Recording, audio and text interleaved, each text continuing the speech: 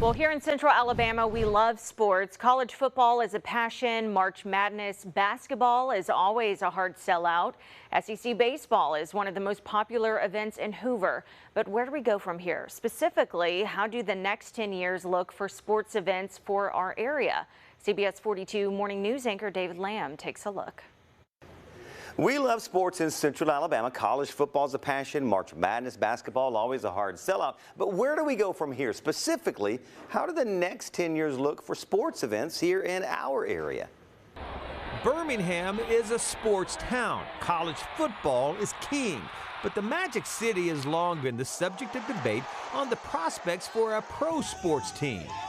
I don't think anywhere in the next decade we're going to see the NFL, NBA, Major League Baseball in Birmingham. We're just not quite big enough. Gene Hallman, CEO of Inventive Sports and a mainstay in bringing sporting events to the area for decades, says a major sports franchise just doesn't make sense. And I look at sister cities like Jacksonville and Memphis, and they have a professional sports team, but they struggle to really compete with the larger metropolitan areas. Birmingham City Councilor Hunter Williams is at the epicenter of decisions on what events are the right fit for Birmingham, and he sees the diverse venues that the city offers as a great advantage. And I think we're at the point now where we have the correct venues for our size city. Now I think it's time that when we look forward for the next 10 years, that we look at capitalizing on the successes.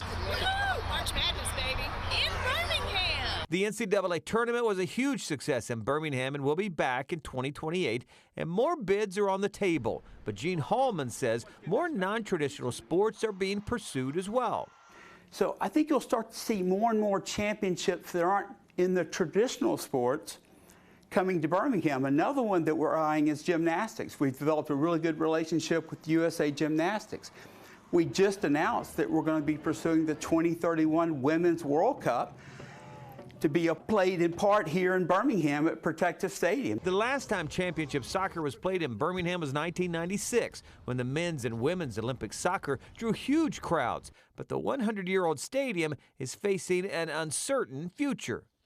I think Birmingham does have a decision to make with Legion Field. At some point, it's going to need to be repurposed, in my opinion, whether that's downscaled and refocused for soccer or some other sport. William Parker is a former Birmingham City Councilor who agrees that what to do with Legion Field is a problem that's not going away. The opportunities for Legion Field are vast and enormous. It's just an opportunity for the city. It's sort of like they're at a crossroads. How do the next 10 years look? Which is going to involve more investment, a major investment in the infrastructure. Couple that with investment in the recruitment of opportunities for Legion Field. The investment, and particularly the size of that investment, has been the sticking point for Legion Field. I want to reimagine Legion Field. I think that there's definitely a space for the old gray lady going forward for the next 100 years. She's over 100 years old. I think that there is a space for her going forward.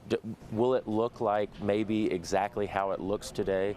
Probably not. And we're in an arms race as it relates to sporting opportunities, where there's a lot of competition right in this region for hosting sporting opportunities. So Legion Field is a major component for the city of Birmingham in order to meet the moment.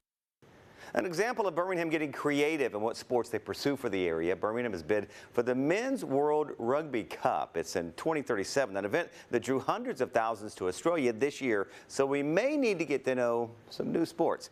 In studio, David Lamb, CBS 42 News. Up next tonight on the news at 10, it's CBS 42 Football Friday. We'll take a look